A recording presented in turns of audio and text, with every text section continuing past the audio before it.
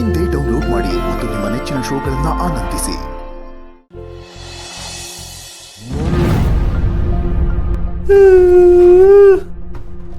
ಏನಾಯ್ತು ಇವ್ರಿಗೆ? ಇವ್ರ್ಯಾಕೆ ಹೀಗೆ ಆಡ್ತಿದ್ದಾರೆ? ಯಾವ ಖುಷಿಗೆ ಇಷ್ಟೊಂದು ಖುಷಿಯಾಗಿದ್ದಾರೆ ಅಂತಾನೆ ಅರ್ಥ ಆಗ್ತಿಲ್ವಲ್ಲ.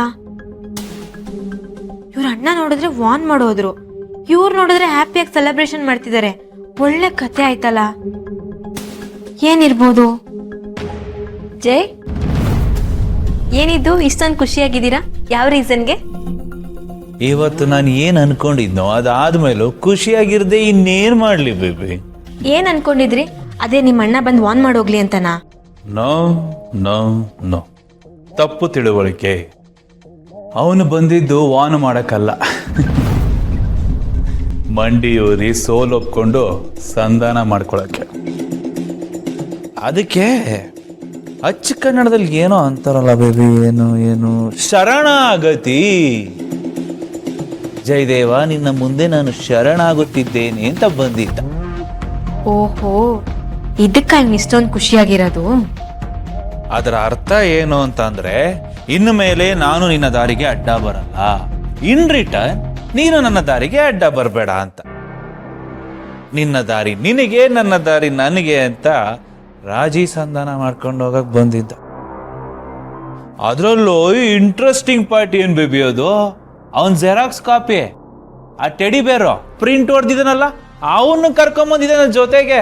ಸೆಂಟಿಮೆಂಟಲ್ ಡೀರ್ ತರ. ಅದೇ ಅವ್ರು ಬಂದಿದ್ದು ವಾನ್ ಮಾಡೋದಿಕ್ಕೆ, ಇನ್ ಮುಂದೆ ಈಗ ಮಾಡ್ಬೇಡ ಸುಮ್ನಿರು ಅಂತ ಹೇಳೋದಿಕ್ಕೆ. ಇದರಲ್ಲಿ ಡೀಲ್ ಎಲ್ಲಿ ಬಂತು? ಅದೇ ಡೀಲು. ವಾಟ್? ಅದೇ ಡೀಲು. ಅಷ್ಟಿದ್ದಿದ್ರೆ ಅವನು ಬಂದವನು ಸೀದಾ ವಾರ್ ಡಿಕ್ಲೇರ್ ಮಾಡಿರೋನು ಬೇಬಿ. ಅವನ ಕೈಲಿ ಏನು ಮಾಡ್ಕೊಳಕ್ ಆಗಲ್ಲ. ಅದಕ್ಕೆ ಬಂದು ಟುಸ್ಸ ಪುಸ್ಸ ಅಂತ ಮಾತಾಡಿ ಹೋದ ಅಷ್ಟೆ. ಅವನಿಗೆ ನನ್ನ ಕಂಡ್ರೆ ಭಯ, ಅದಕ್ಕೆ ಅಲ್ಲೆಲ್ಲ ಮೂಲೆಯಲ್ಲಿ ಕೂತ್ಕೊಂಡು ಜೀವನ ಮಾಡ್ತಾ ಇದ್ದಾನೆ. ಅವನಿಗೆ ನಾನು ಏನು ಮಾಡ್ಬಿಡ್ತೀನೋ ಅನ್ನೋ ಭಯದಲ್ಲಿ ಬಂದು ಮಾತಾಡ್ಸ್ಕೊಂಡು ಹೋಗಿದ್ದೆ. ಆಹಾ, ಭಯ ಇರೋದು ಇವರಿಗೆ, ಪ್ಯಾಚ್ ಅಪ್ ಮಾಡ್ತಿರೋದು ಇವರೇ. ನನಗೆಲ್ಲ ಅರ್ಥ ಆಗತ್ತಪ್ಪ ಜೈ. ಸೌಂಡ್ ಜಾಸ್ತಿ, ಪರ್ಫಾರ್ಮೆನ್ಸ್ ಕಡಿಮೆ. ಇವ್ರ ಹಣೆ ಬರ ನನಗೆ ಗೊತ್ತಿಲ್ವಾ? ಬೇಬಿ, ಏನು ಯೋಚನೆ ಮಾಡ್ತಿದ್ಯಾ ಬೇಬಿ? ನಾನು ಹೇಳಿದ್ ಕರೆಕ್ಟ್ ತಾನೆ? ನನ್ನ ಮೇಲೆ ಭಯ ಇರೋದಕ್ಕೆ ಅವನು ಇಲ್ಲಿಗೆ ಓಡ್ ಬಂದಿದ್ದು. ಗೌತಮ್ ದಿವಾನ್ ಆಗಿದ್ದಂತ ಗೌತಮ್ ದಿವಾನ್ ಇವತ್ತು ಒಬ್ಬ ಸಾಮಾನ್ಯ ಮನುಷ್ಯನಂತೆ ಬಂದು ಒಂದು ಎಂಪ್ಲಾಯ್ ತರ ನನ್ನ ಮುಂದೆ ಮಾತಾಡ್ಕೊಂಡು ಹೋದಂಗಿತ್ತು. ಭಯ, ಹೊಟ್ಟೆ ಪಾಡು. ಜೈ, ನನ್ಗ್ಯಾಕೋ ಇದು ತುಂಬಾ ಓವರ್ ಕಾನ್ಫಿಡೆನ್ಸ್ ಅಂತ ಅನಿಸ್ತಾ ಇದೆ. ಬಟ್ ನನಗಾಗ ಅನಿಸಿಲ್ಲ. ನಿಮ್ಮ ಅಣ್ಣ ಬಂದಿದ್ದ ಇಂಟೆನ್ಷನ್ ತುಂಬಾ ಕ್ಲಿಯರ್ ಆಗಿತ್ತು. ಅವ್ರು ನಿಮಗೆ ಕ್ಲಿಯರ್ ಆಗಿ ವಾರ್ನ್ ಮಾಡಿದ್ದಾರೆ. ಬಟ್ ನೀವು ಅದನ್ನ ಮಿಸ್ಅಂಡರ್ಸ್ಟ್ಯಾಂಡಿಂಗ್ ಮಾಡ್ಕೊತಾ ಇದ್ದೀರಾ.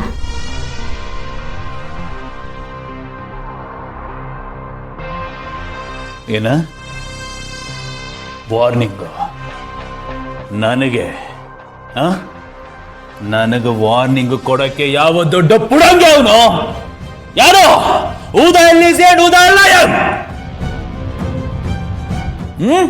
ಜಯದೇವ್ ದಿವಾನ್ ಅಲ್ಲ, ಜೇಡಿ,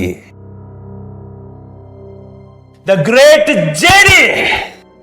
ನನಗೆ ವಾರ್ನಿಂಗ್ ಕೊಡೋ ತಾಕತ್ತು ಯಾವನ್ಗೆ ಇದೆ ಈ ಪ್ರಪಂಚದಲ್ಲಿ? ಓವರ್ ಇಮ್ಯಾಜಿನೇಷನ್ ಮಾಡ್ತಾ ಇದೀಯ ನೀನು. ಹುಷಾರ್. ಹಂಗೋ ಹಿಂಗೋ ಯಾವುದೋ ಮೂಲೆಯಲ್ಲಿ ಯಾವುದೋ ಸ್ಲಮ್ ಅಲ್ಲಿ ಇವ್ರು ಕೊಡೋ ಬುಕ್ಕಿಂಗ್ಸ್ ನ ತಗೊಂಡು ಕ್ಯಾಬ್ ಓಡಿಸ್ಕೊಂಡು ಹೊಟ್ಟೆ ಪಾಡಿಗೆ ಜೀವನ ನಡೆಸ್ತಾ ಇರೋ ಒಬ್ಬ ಕ್ಯಾಬ್ ಡ್ರೈವರ್ ಅವನು ಈ ಜೇಡಿಗೆ ವಾರ್ನಿಂಗ್ ಕೊಡ್ತಾನ? ನೋ, ಅಷ್ಟೇ ಅವನು ಹಣೆ ಬರ. ಹಂಗೇ ಕ್ಯಾಬ್ ಓಡಿಸ್ಕೊಂಡಿರ್ಬೇಕಷ್ಟೇ. ಅವನು ಯಾವ ಕ್ಯಾಟಗರಿ ಸೇರ್ತಾನೆ ಗೊತ್ತಾ? ಈ ಮುಂದೆ ಬಂದ್ರೆ ಆಯಲ್ಲ, ಹಿಂದೆ ಬಂದ್ರೆ ಒದಿಯಲ್ಲ ಅಂತಾರಲ್ಲ, ಆ ಕ್ಯಾಟಗರಿ ಅವನು. ಅಷ್ಟೇ ಅವನ ಜೀವನ, ಹಂಗೇ ಬದುಕ್ಬಿಡ್ತಾನೆ ಅವನು ಸಾಯೋವರೆಗೂ. ಅಂತವನು ನನಗೆ ವಾರ್ನಿಂಗ್ ಕೊಡಕ್ ಬಂದಿದ್ನ. Mind your words. Oh God, ಇಷ್ಟೊಂದು ಭ್ರಮೆ ಒಳ್ಳೇದಲ್ಲ. ಇವ್ರು ಕೊಡ್ತಾರ ಬಿಲ್ಡಪ್ನ ನನ್ನಿಂದ ಕೇಳಕ್ಕಾಗ್ತಿಲ್ಲಪ್ಪ. ಇಲ್ಲಿಗೆ ಮುಗೀತ ಅವನ ಕತೆ. ಇನ್ಮೇಲಿಂದ ಜೇಡಿ ಯುಗ ಸ್ಟಾರ್ಟ್.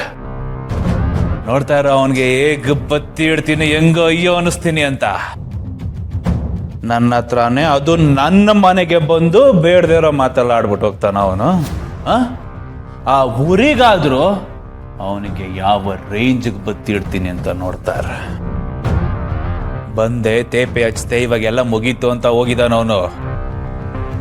No, never. ಬ್ಯಾಕ್ ಎಂಡಲ್ಲಿ ಏನೇನಾಗುತ್ತೆ ಅಂತ ಅವನಿಗೆ ಚಿಕ್ಕ ಇಮ್ಯಾಜಿನೇಷನ್ ಇಲ್ಲ. ಈ ಜೇಡಿನ ಕೆಣಕಿದ್ರೆ ಸುಮ್ಮನೆ ಬಿಡ್ತಾನೆ ಅನ್ಕೊಂಡಿದ್ಯಾ? ನರ್ಕ ನರ್ಕ ತೋರಿಸ್ಬಿಡ್ತೀನಿ ಅವನಿಗೆ. ಅವನು ಕೊಟ್ಟಿದ್ದು ವಾರ್ನಿಂಗ್ ಅಲ್ಲ, ರಿಕ್ವೆಸ್ಟ್. ಆದ್ರೆ ಆ ರಿಕ್ವೆಸ್ಟ್ಗೆ ನಾನು ಕರ್ಗೋನು ಅಲ್ಲ, ಮರ್ಗೋನು ಅಲ್ಲ. ವಾರ್ನಿಂಗ್ ಅಂದ್ರೆ ಏನು ಅಂತ ಇನ್ನು ಮೇಲೆ ನಾನು ತೋರಿಸ್ತೀನಿ. ಅವನು ಅಂದ್ಕೊಂಡಿದ್ದಾನೆ ಈಗ ಸೀಸ್ ಫೈರ್ ಆಗಿದೆ, ಎಲ್ಲ ತಣ್ಣಗಾಗಿದೆ ಅಂತ. ಅಲ್ಲ, ಇನ್ಮೇಲಿಂದ ವಾರ್ ಸ್ಟಾರ್ಟ್. ಬರ್ತಾನೆ, ಎಲ್ಲೂ ಹೋಗಲ್ಲ. ಮತ್ತೆ ಬರ್ತಾನೆ, ಇದೇ ಮನೆಗೆ ಬಂದು ನನ್ನ ಕಾಲಿಡ್ಕೊಂಡು ಬೇಡ್ಕೊತಾನೆ, ಬಿಟ್ಬಿಡು ಜೇಡಿ ನನ್ನನ್ನ ಅಂತ. ತೋರಿಸ್ತೀನಿ ಈ ಜೇಡಿ ಅಂದ್ರೆ ಏನು ಅಂತ ತೋರಿಸ್ತೀನಿ. ಬರೀ ಇದೇ ಆಯ್ತು, ಇದಕ್ಕೇನ್ ಕಡಿಮೆ ಇಲ್ಲ. ಭಯ ಇರೋದು ಇವರಿಗೆ, ಅದನ್ನ ಕವರ್ ಅಪ್ ಮಾಡೋದಿಕ್ಕೆ ಪೇಜ್ ಗಟ್ಟಲೆ ಡೈಲಾಗ್ ಬಿಡ್ತಿದ್ದಾರೆ. ನನಗಂತೂ ಕೇಳಿ ಕೇಳಿ ಇರಿಟೇಷನ್ ಆಗ್ತಿದೆ. ಇವ್ ನಾಣೆ ಬರ ನನಗೆ ಚೆನ್ನಾಗಿ ಗೊತ್ತು, ಬರೀ ಬಿಲ್ಡಪ್ ರಾಜ. ಜೇಡೆ